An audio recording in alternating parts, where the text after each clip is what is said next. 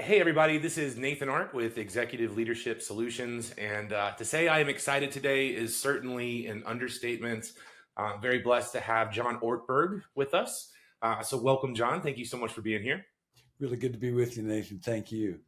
Yes, sir. And for those of you, for the few of you who don't know who John is, we take the hour to mention all the books that he's written, but just an absolute thought leader in the space of spiritual formation and discipleship. And guys, a lot of people are asking the question right now: what does discipleship look like in the church of the future?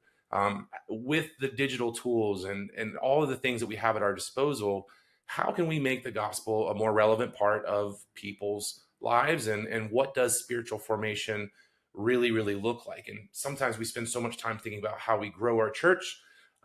We can be guilty at times of neglecting looking at how our church is growing and how we measure that. So wanted to bring John in today. Very grateful to have you here. But first question I have, John, is what are some of the things that you're up to right now and excited about? Um, well, thank you very much for asking. This is one of them, the chance to have conversations with people. Uh, I think at this stage in life is just increasingly meaningful to me. And so I value a lot being able to talk with folks, um, uh, particularly people who are asking questions or people who may be in pain in their family life or their ministry life. Um, I love to learn. So for most of my work life, I have been a pastor in a local church setting and have valued that a lot. Um, However, there is kind of a freedom now where I'm able to read and reflect and think and try to communicate. So I do a pretty much daily, Monday through Friday, online teaching uh, called Become New. It's from the statement of Dallas Willard's: the main thing God gets out of your life is the person you become. Hmm. Um, and so that has become a very meaningful expression for me. And so I love to read and learn and think about how to try to communicate something and then actually communicate it and be involved with a little community that's doing that. I love it. That's awesome. One of the things you say, and I want to get this right, is spiritual formation is transforming human character through authentic experiences with God. Um, this is a subject that you're obviously incredibly passionate about and that you've written about a lot. But what are some practices? What are some things about spiritual formation that you have learned? And why is this conversation so important in the local church right now? Yeah, I grew up in the church, and it was kind of just a basic evangelical Protestant church many decades ago now, and we didn't use the language of spiritual formation then. Um, Historically, that was more Catholic language. So in the church, we might use the language of discipleship. Um, Programs in the church generally came under the banner of Christian education, Right. which is not a phrase that's used too much now. I think that part of the reason that the church has been drawn to the language of spiritual formation is because um, it reflects a real deep dynamic in the human condition. Hmm. Sometimes folks will not be clear about what it means or even ask or even think there's a difference between spiritual formation and discipleship, that they're people in the discipleship meet at Denny's and go through Navigator's material and memorize the Bible and do accountability, and people that are into spiritual formation read Thomas Merton and do Lectio Divina and learn how to meditate. So it's always helpful, I think, to talk a little bit about the language.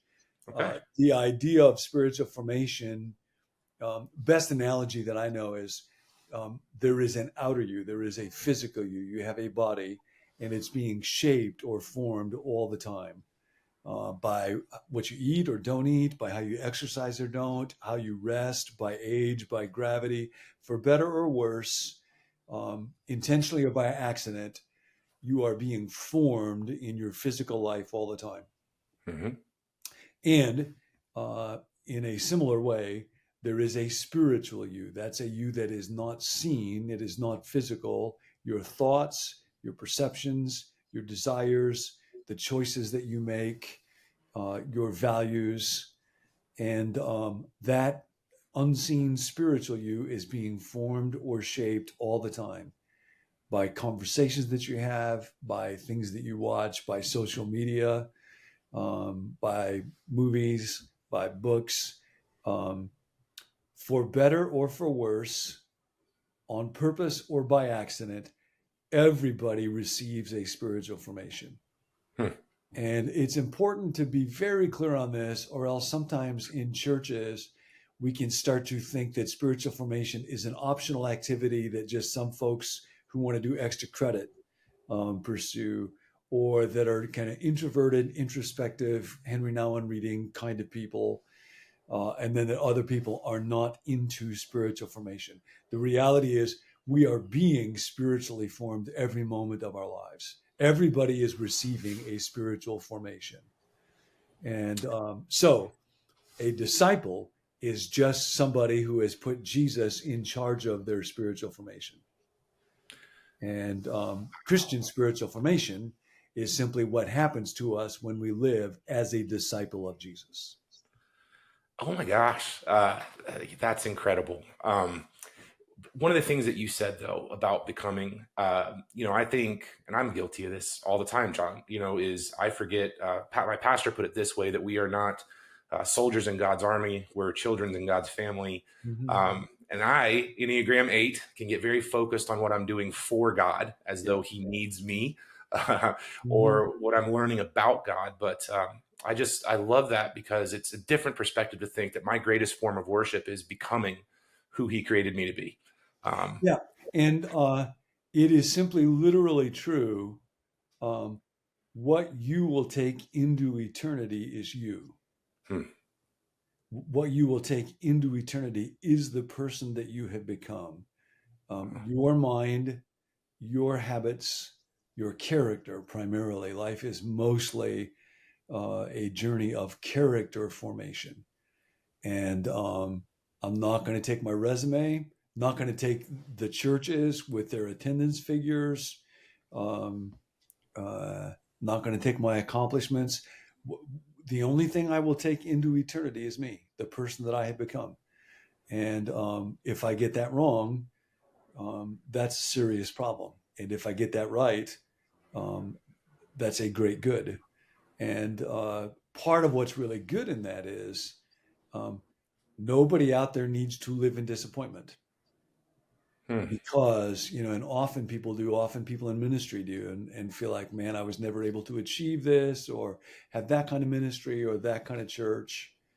And Dallas Willard, to whom I'm indebted for, most of the way that I'm able to think about stuff, would say sometimes, um, uh, people and circumstances, other people and circumstances, are not in control over the person that you become or the destiny that lies before you in God's great universe. So you never have to live in disappointment based on other people or circumstances. Gosh, and it's so true. And the one thing that God gave us that we actually control, we can't change the past, we don't control the future, we don't control what other people choose to do or do to us. We have, what the one thing that we have control over is us, how we respond. And it's just that's so big, man. One of my favorite quotes, and I'm going to be honest that I have probably quoted you on this no fewer than 200 times, is that we were created with an insatiable desire to consume, designed as a counterpoint to his insatiable desire to give. And the reason I bring that up is I want to segue into kind of what discipleship might look like in the church of 2033, more than what it looked like in the church of 2013. But John, you don't know my story, but I was the guy that swore he'd never go to church, and ended up becoming a Christian at Buckhead Church. And one thing I learned about that is that from what you said, that even people who don't know Jesus they were still designed by him and also for him. So regardless of their relationship with him, something inside of them wants Jesus, right? We want a God to exist. We can't reconcile that good God with our imperfect circumstances or those imperfect Christians that we've met. But also, even after that, we still have that insatiable desire to consume. And it is how do we as a church, how do we teach people to go to the source of that fulfillment, if you will, versus trying to find that in relationships or money or my analogy is putting water into a gasoline engine. Like, what are some things that you've seen that are important daily practices in spiritual formation? Yeah, I think a little acronym that Dallas Willard would use sometimes in terms of how do you pursue change uh, it's the word VIM, VIM, and he would say uh, any change will always involve three dynamics. And that's true for individuals. It's true if you want to get in shape or learn a language. It's true for organizations. It's true for churches. Always change requires three elements. The V is for vision. Hmm. Um, I have a picture of who I might become or what I might do, and it's compelling to me.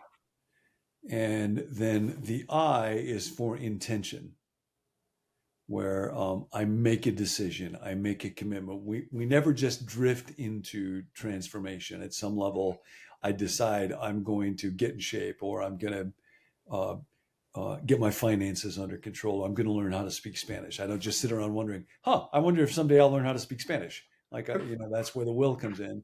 And then the M is for means or method. Okay. There must be wise, very practical steps that I can take so that I can get in shape or can learn this language or can change spiritually. And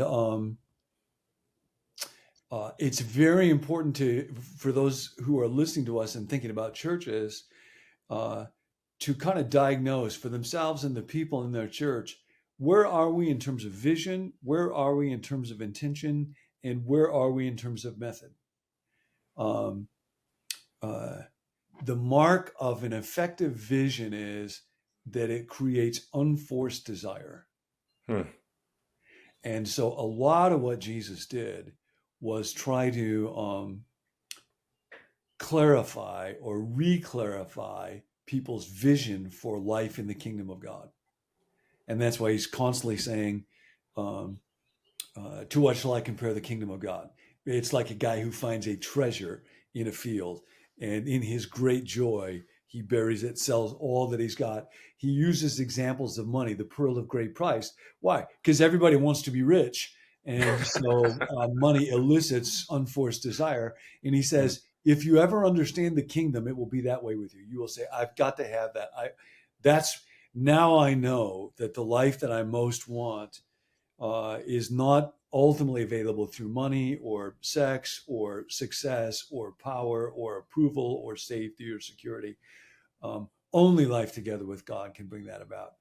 And so helping people get a vision for what would your life be like if you were living it with God from one moment to the next? What would it like to be free? What would it be like to have a clean conscience? What would it be like not to be a slave to this addiction or desire? What would it be like not to be constantly trying to placate other people? Um, that's the vision part. And then, if there's a clear and compelling vision, then we have to call people to make a decision. And of course, Jesus did this all the time. Um, the man who builds his house on the rock or on the sand, whoever puts my words into practice, if you ever intended to obey him. Um, and then means or methods, which often involve spiritual practices or disciplines that are pursued in a wise, helpful way. Um, I think for those of us who lead churches, if we will think along those lines, um, uh, what kind of vision are we casting? Is it clear and compelling to people? Are we courageously calling for commitment or intention or decision? And then are we actually teaching people what are the practices they can be pursuing in their lives? Um, that will help churches a lot figure out how do we lead people into discipleship. And then, you can be wonderfully creative with things like online media. And so, Yeah. um, but it's helpful to diagnose it. If there's great vision, if somebody's really good at talking in wonderful ways about God and a life of love and joy, but you never teach out effective means or method, then people get frustrated because they feel like, well, God, that sounds great, but I don't know how to do it. On the Right. other hand, Right. if you do a lot of work on method, here's how to practice solitude, here's how to practice Sabbath, here's how to do silence, and so, but there's not a clear vision, then you get legalism. And then people just feel like you're constantly asking them to do something, but it's not connected to their deep, deep desire to have a different kind of life. So making sure those dots are connected and looking at in our church, um, how are we on a clear, compelling vision, and how are we on challenging people to form a clear intention, and then helping people with wise method. Well, that could not be a better segue into one of the things that I am actually very excited to talk to you about, John. This is a personal opinion, but through COVID, there was an analogy from one of the leaders that we work with that when a grandmaster is teaching a protege how to play chess, Mm-hmm. that they will often remove the queen from the board because the queen is the most versatile, powerful piece. But if you really want to understand how to play chess, you have to learn by winning with your other pieces. And he said, what I believe God did through COVID was he just kind of took our queen off the table. Hmm. And we're now having to learn ministry with our other pieces. And it sounds a little disconnected, but I believe we're in this time that's very similar to Gutenberg. Back in that time, because of illiteracy, people had to go to a church building to hear the word of God. There was really nothing during the week. Then the bubonic plague happens, which is actually what created the demand, ironically, for the Gutenberg press. Literacy, we basically put the Bible in 500,000 homes over 30 years, and it changed the world. Now we have this digital opportunity, right, where we can put the Bible or the messages from our churches into millions and billions of different homes. And one of the things I heard you just emphasize, though, was not just the Sunday morning sermon, but what you're really honing in on is how we equip people in their daily practices, giving them a vision for their life. They have to have intention. We can't help them necessarily with that, but what they absolutely are looking for is probably means. Like, how does the church equip me to become more of who I've designed to be, and not on their own? Like, we have an opportunity to really serve them with that. And I'm curious to hear you just kind of expound on what you're seeing in the opportunity right now and how churches can be serving people Monday through Saturday as much as with a message on Sunday morning. And what are some things that leaders can be thinking about how we can be leading people in a growing relationship with Jesus Christ? Yeah, man. It's a great question. I'll suggest some thoughts and then just look forward to everybody who's listening to us thinking about experimenting, piloting, working on this in their church. One of the things I sometimes think we need in the church is what might be called a theory of change. Hmm. Any organization or any school of therapy has to have a theory of change. They have to have some ideas in their mind of, if a person embarks on this way of life, if they will engage in these practices or these rhythms, then they will experience a certain kind of change. I've been really interested for quite a few years now in looking at the 12 steps from AA. Yeah. A lot of folks listening to us will know they actually primarily came out of something called the Oxford Group, which was started in the late 1800s as an attempt to recapture classic spiritual disciplines, practices of disciples in the contemporary church. And so Bill W. and Dr. Bob, as it happened, kind of stumbled into two expressions of the Oxford Group. And it was about 4 or 5 years before the 12 steps got identified and AA got clarified as a separate organization. For the first 4 years or so, about the first 100 guys who became sober, it happened through the Oxford Group. And one of the ways that I think about that is AA got the 12 steps from the church, and now the church needs them back. When when people go to a 12-step meeting, it's very common at the end of it for folks to join hands and pray, maybe the Serenity Prayer or the Lord's Prayer. And then usually they will chant, "Keep coming back, it works." Or "Keep coming back, it works if you work it." And people who have been deeply involved in that know. Um, uh, Basically, in AA, you have two things. You have a program, that's a way of life. That's the 12 steps. Um, uh, Admitted that we were powerless over alcohol and our lives had become unmanageable, came to believe that a power greater than ourselves could restore us to sanity, um, made the decision to turn our lives and our will over to the care of God. It's a series of practices, steps that people take, and they know by experience, if they do those things and keep after it, they will experience the power to do what their own willpower could not do, which is to live a sober life. So everybody needs a program, and then they need a fellowship. Hmm. And so when they say those words, "Keep coming back, it works if you work it," it's not an arrogant thing. It's actually a cry of desperation, but they know by experience that it's true. I think in most churches, we have a hard time saying that. I think in most churches, if the average person goes to a church and does church the way that that church tells them to do it, it's rare that they get sobriety thrown in as a side effect.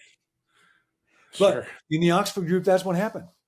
Wow. In a way, it's not rocket science. It's surrender, coming to believe, doing a fearless and searching moral inventory, confessing to another person, making amends for wrongdoing, improving our conscious contact with God through prayer and meditation, carrying the message.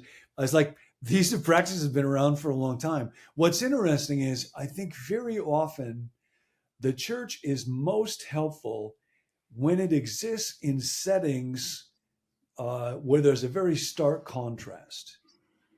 So in the Acts 2 church, if you look at the church the way that it's described in Acts 2, they're a very distinct community arranged around certain practices, and they devoted themselves. Now that's the intention piece. We talk about Vim. They Yeah. devoted themselves to the apostles' teaching and to prayer, to the breaking of bread and fellowship. Day after day, they met together in the temple courts. They shared what they had with one another. There was generosity. If you look at that, you see the method. You know, there are means that they devoted themselves to.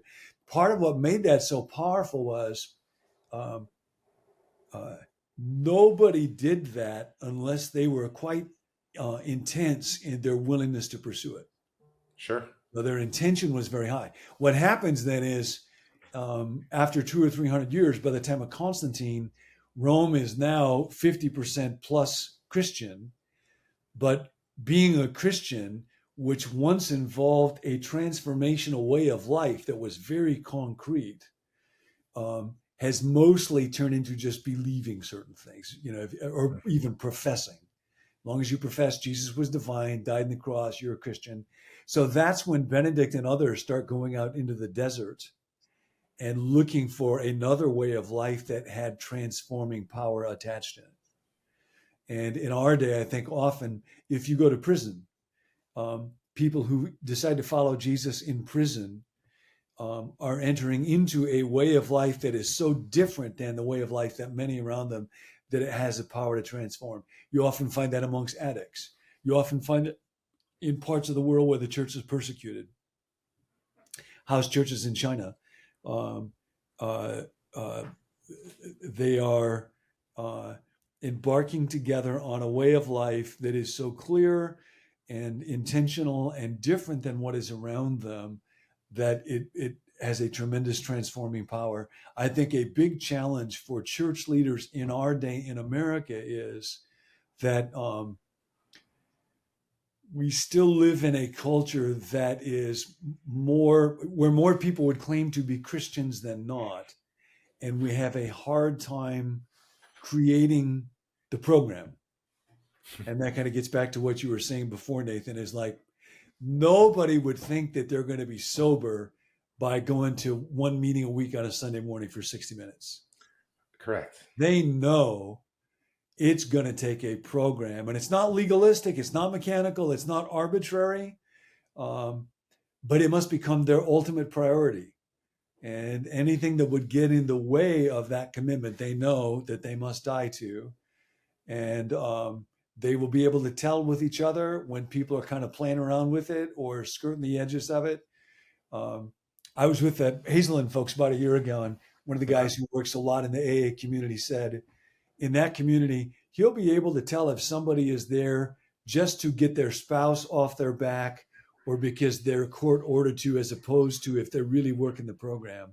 And he said he will ask them, um, are you here to save your face or save your ass? And it made me think, I wish we could, that'd be a great liturgy for churches right at the very beginning. Because if you're just there to save your face and you've got that desperate hunger for it, Yeah. you're simply not going to be willing to go through the humiliation of a fearless and searching inventory and confessing to God, myself, and one other person the exact nature of our wrongs. So for folks who are listening to us to figure out in our day, post-COVID, leveraging technology, recognizing the reality of people that are overcommitted, very often hurried, where their ability to focus their minds has been mostly outsourced to screens. And so they're no longer able to do that. How do we create a program? And that's what discipleship is. Discipleship is just a program. When Jesus was around, the program was physically, literally following him around. And then once he ascended, you look at the book of Acts, that's the program. There has to be a way of life. The first Psalm, that's talking about a program. For the Yeah. Lord blesses the way of the righteous. It's a way of life. What's the program that you're offering to people that if they follow it sincerely, with a surrendered spirit and humbly, through it, they will receive the power to be transformed? Oh man, and that's just it. And that, by the way, that was so good. But I also like that you're calling it and referring to it as practices, not Mm-hmm. tasks, not things Mm-hmm. that we check off, but these are literally things that, and I think, and I hope I articulate this well, but I think that is the perspective: is we're giving things to people to actually practice that make them better, no different than sports or anything else. Give people drills to work on their ball handling. You have drills to work on shooting. It's providing the means by which they can actually begin practicing. Um, the things that will help them become who God called them to be. Um, One of the things that you mentioned that I don't want to skip over too fast, because so much when we talk about the program of discipleship, we talk about reading the Bible, great thing to do. Talk Mm-hmm. about worship, great thing to do. Serving, community groups, all that stuff is great. There's a word that nobody talks about though, and it is confession. Mm-hmm. It seems like a very old school. My mind goes to the priest telling me to do my whatever I need to do. Mm-hmm. What role does confession play in this society where everyone is more connected but more lonely? Um, uh, how as a church do we create safe places for people to be able to confess to one another, but both what is happening to them, but also things that they've done? What are some thoughts that you have around confession? Yeah, confession is indispensable. And I think you're right, Nathan, is one of the things that is rarely practiced in our day. And it is just one piece of that overall life. In 12-step world, they've got language for everything. And Okay. they will often say, sometimes people ask, which of the 12 steps is most important? And the basic response is, which spoke in the wheel is the most important? It's like you need all the spokes. You need a whole way of life. So confession isn't the only practice, but it is indispensable. And uh, I think um, for many years, one of the weirdest stories to me in the New Testament is in the book of Acts of Ananias and Sapphira. Okay. And that's the couple where they see other people giving money to the church, getting praise, so they do it, but they hold some money back. And the problem isn't greed. The problem is deception. They pretend like they bring everything and put it at the apostles' feet, but they actually hold some back. And if you've read the story, Ananias dies, and then Sapphira dies. It's like, man, what's going on with that? It's just so severe. But I think what's happening there is that's the first time in the early church where there is deception and hiding. And if you think back to the Garden of Eden, when the fall came, when sin entered, what happens next is Adam hides and Eve hides. And again, it's interesting if you look at a 12-step community, where power flows is when people come forward and say, my name's John, I'm an alcoholic. Hmm. And when I examine myself and then I confess that to God and to myself and to another person, spiritual power flows. It just does. There is no condition, no sin, no mistake, no guilt that cannot experience forgiveness and redemption and cleansing power if it is brought into the light. But if it is not, it's like you're short circuiting an electrical current. It's like where there is community or relationship, where there is confession, transparency, of being fully known, then that flow of electric power or light can go on unimpeded. But as soon as there's hiding, as soon as there's deception, as soon as there is darkness, it cuts it off like you short circuit that power. And that's why I think the story of Ananias and Sapphira, it's like the fall all over again, and death comes into the system as it did in Eden. Now it comes into the church. And it's interesting. There was a big story a month or two ago at Asbury. Yeah. The You might have revival. heard about a revival. Yeah. And I knew before I looked, and then I looked at the stories, that if you look at how did this get started, one of the things that would involve was a very deep sense of confession. And sure enough, there were students who began to confess sin in their lives. And anytime you look at revival, you will always see, because we all experience this. If there's something that you have been living with for a long time, it's crippling you, you feel guilty. When you bring it into the light before another person, there's tremendous power in that. Shame is so destructive. Yeah. And so, my own life, many, many years ago, I decided that I would have a friend before whom I would have no secrets. And so I asked him if he would be willing to just hear everything that I have that I'm really embarrassed about, ashamed of. And it took some time to prepare for that and kind of do that work of the inventory. And then we went to be together, and it took me a long time. I had written stuff down and just walked through it. And when I got to the end of it, I didn't even want to look at him because I felt so embarrassed and humiliated. Yeah. And then I finally did. And his comment to me was, John, I've never loved you more than I love you right now. Wow, man. And it never occurred to me that that's what he would say. I had any number of thoughts or fears, but it's the last thing I was expecting. And it was incredibly powerful and healing. And that was several decades ago. So now he and I talk every morning at 6:50 in the morning for 10 minutes and just kind of go through how did yesterday go? Where were you tempted? Where did you find God? What do you need prayer for today? And I'm so grateful for that relationship. I have sitting here on my desk my most recent step 4, which is that fearless searching inventory for the last 3 or 4 years. Wow. That I will go over again with Rick. So yes, I think for anybody who's listening to this, just start with yourself. Yeah. Ask God, would you show me somebody that could become a fully disclosing friend? Could be therapist, could be another pastor.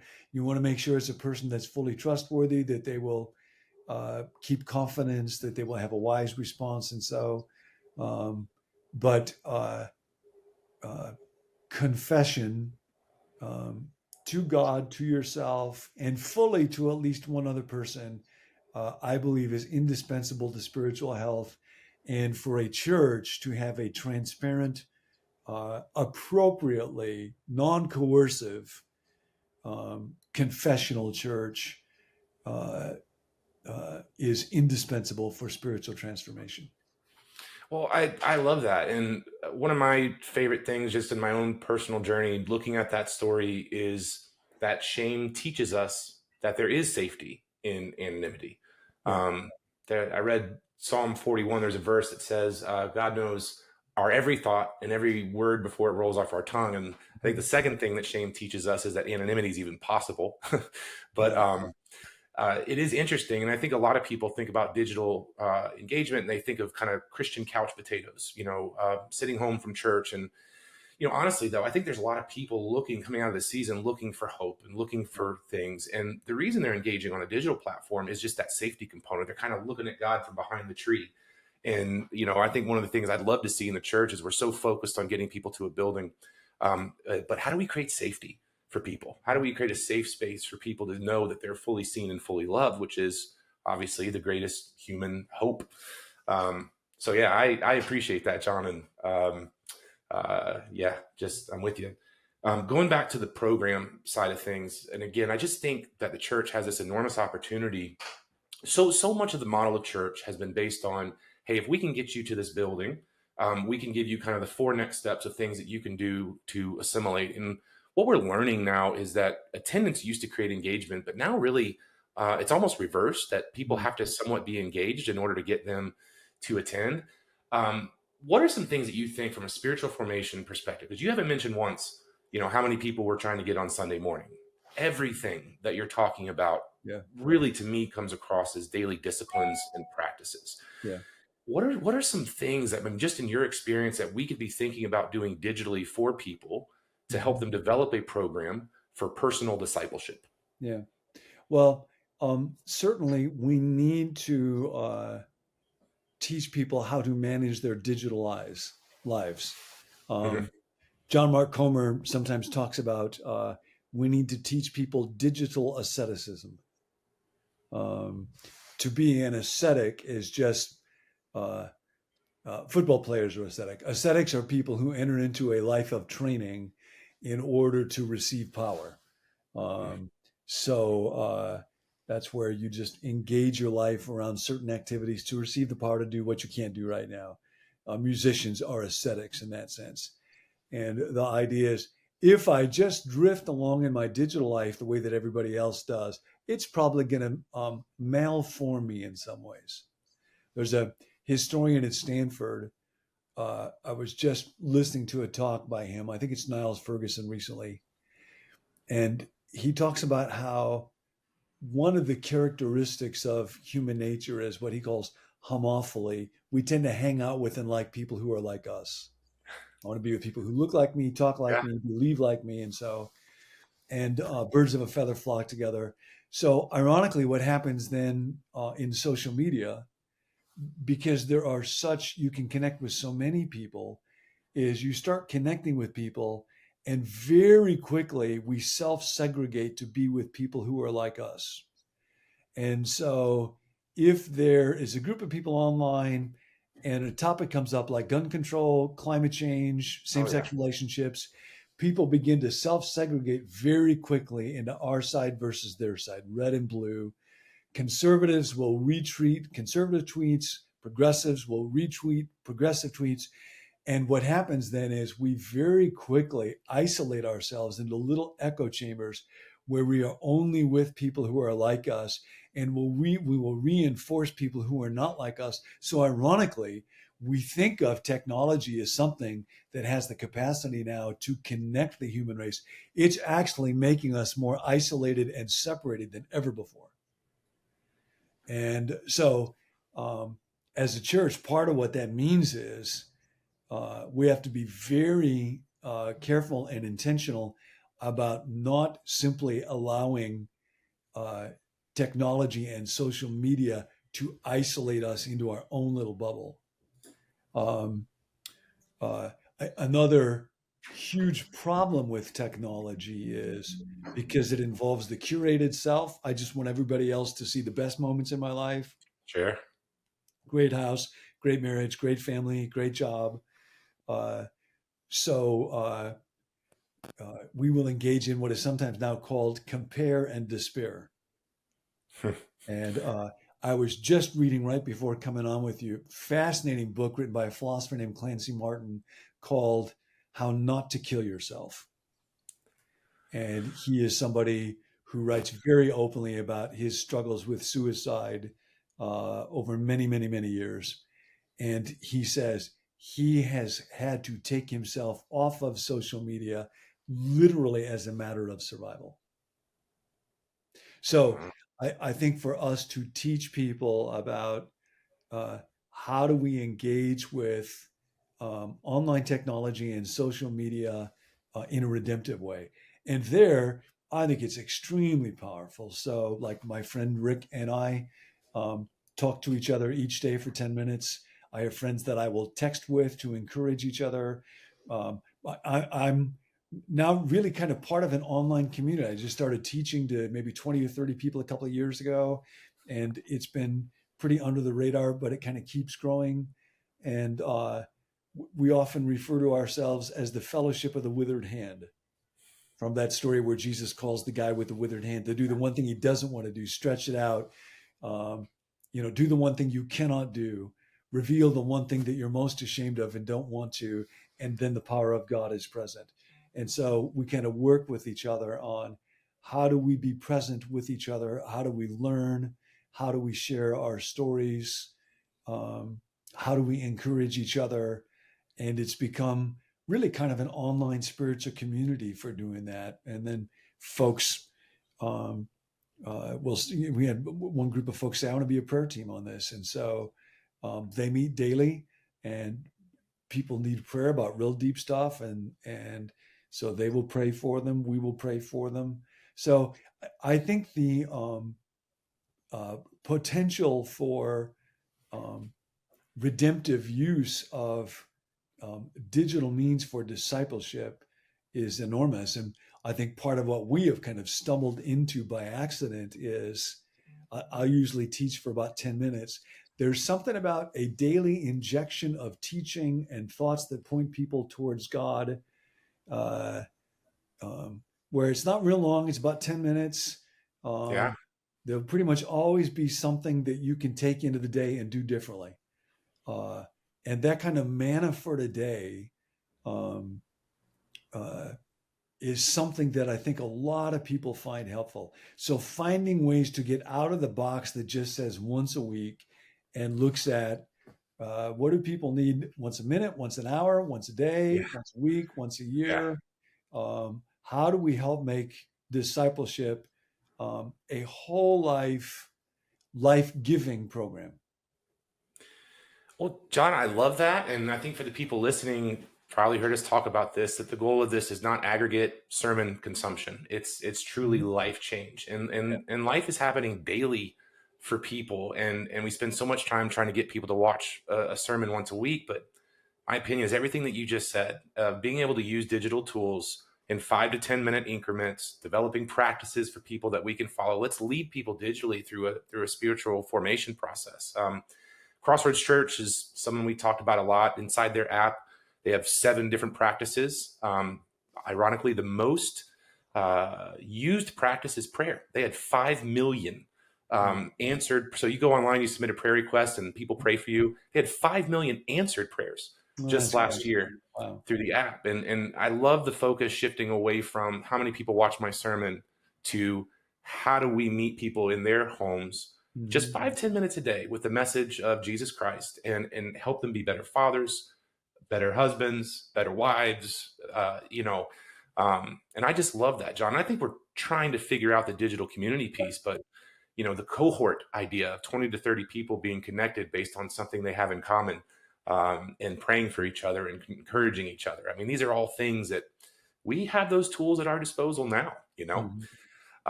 Something else that came up, and I know Dallas Willard had a huge impact on your life, and you can just tell in your writing and just talking to you for a few minutes. But one of the things that he talked about was the goal is to experience daily contentment and joy in the presence of God. Mhm. And what are some things that help you do that? Yeah. that sentence came out years ago. I was on a sabbatical and I went to him and asked, what do I need to do to help my church grow? And he said, you must arrange your life so that you're experiencing deep contentment, joy, and confidence in your everyday life with God. There you go. And my initial response is, no. I'm not asking about me. I'm asking about them. What do I need to give them? And he said, no, you always reproduce yourself inevitably.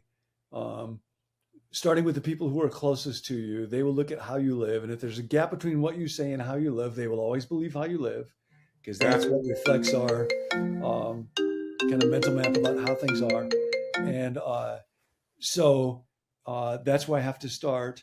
And then just that thought, you must arrange your life so that you're experiencing deep contentment, joy, and confidence. And I realized often I would feel like, oh, I will experience deep confidence, joy, and contentment around God when the church is going great, when I'm successful, when we have lots of people come in, when things are going well, when, then I will. And of course, that never comes. That, Right. no one has ever achieved that level.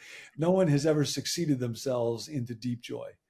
So that thought, you must do this. Your elders will not do this. Your board will not do this. Your spouse will not do this. Your congregation will not do this. Your teammates will not do this. You must arrange your life. And so part of what that means for all of us, I think, is to begin by asking, well, what are the forces in my life or the character qualities in my soul that currently block me from experiencing that? And for me, hurry has been one that I've always had to wrestle with.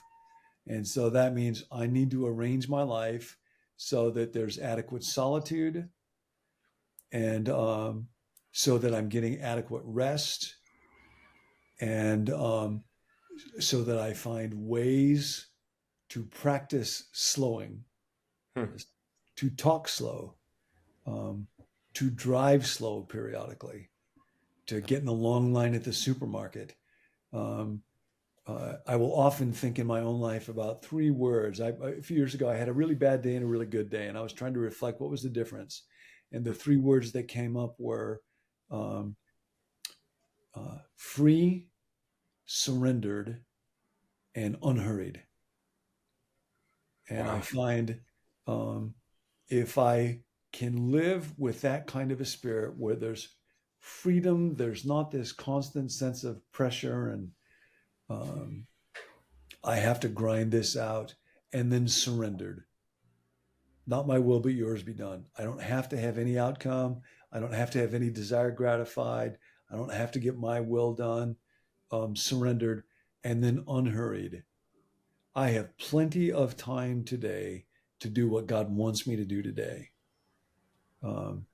And so trying to arrange my days so that increasingly they're characterized by a free spirit and a surrendered heart and an unhurried pace.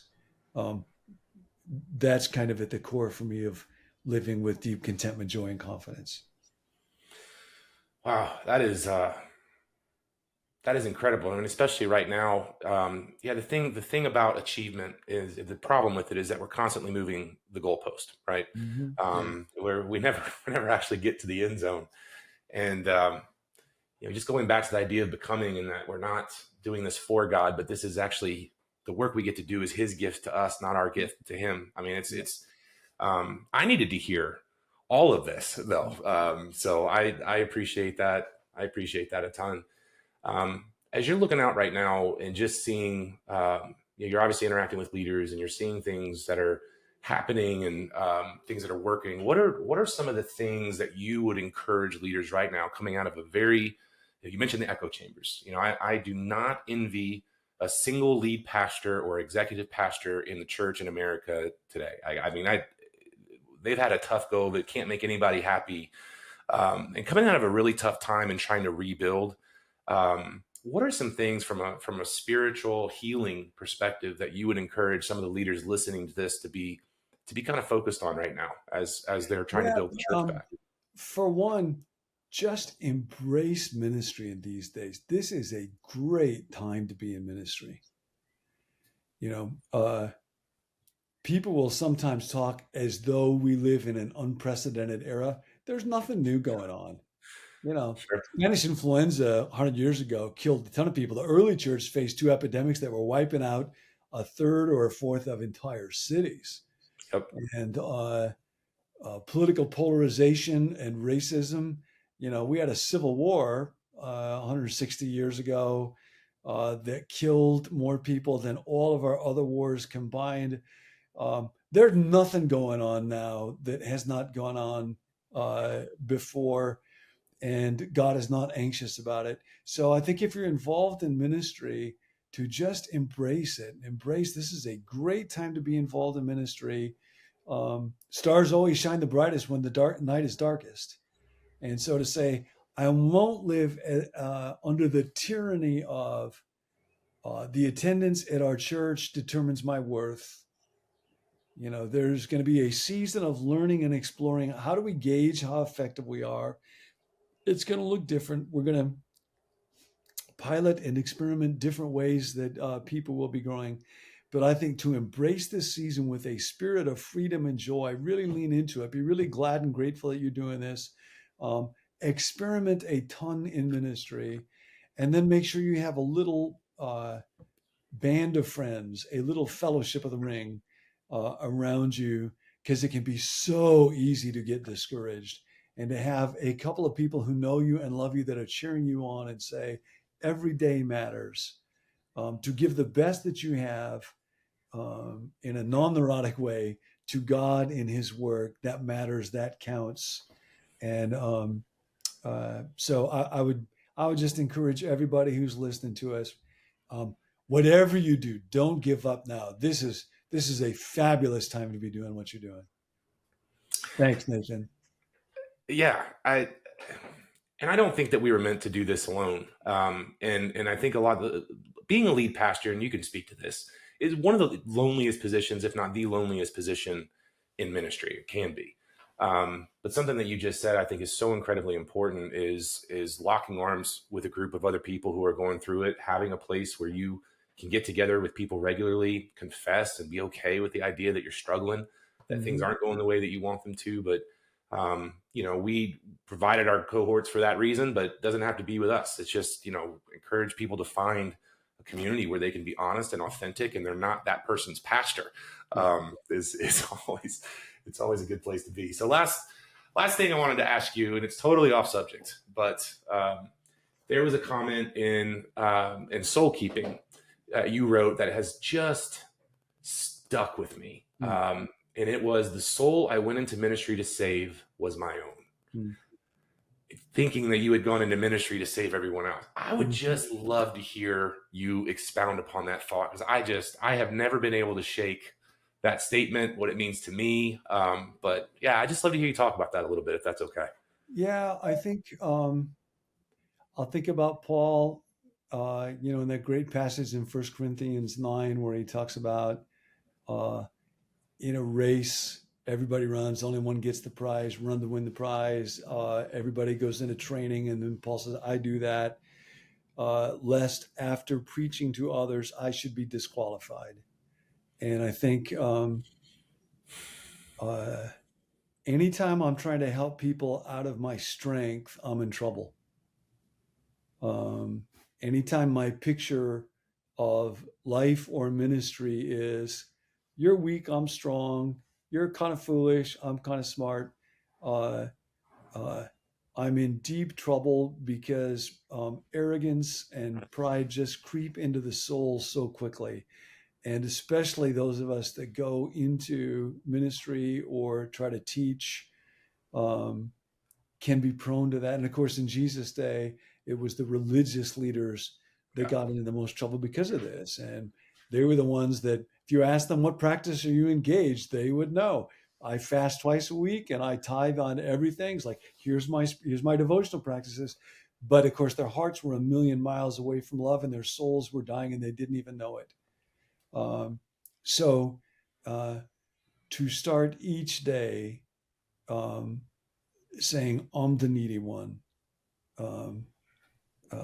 I'm the one who, if God doesn't come to help me today, I'm in really, really serious trouble, and then say, I want to try to share what I can of God out of that, because I need to do that. Because somehow, if I'm able to do that, it strengthens my own faith and it helps me to remember, yes, God really is a good God in ways that I need to hear. And I hope it helps somebody else. But uh, it's not that I'm weak and they're strong. I need to be able to talk. I need to be able to do this. I need the people that are around me. So yeah, that's a very deep reality. Wow. John, I cannot thank you enough for your time today and just agreeing to be here. Um, and I know that other people will get a lot out of this, but I want just to hear from me that if no one else does, I did. Mm. There's a million things in this that I really appreciate hearing from you, and yeah, just appreciate your ministry. Sounds like you might be working on a book in the near future. So we'll make sure to let everybody know about that. But John, just thank you so much for Thanks. being here, sharing your wisdom, and we're very grateful to have you. Thank you. It's an honor, and you make it really easy and fun. So thank you. Well, thanks, John. Okay. Take care. Bye.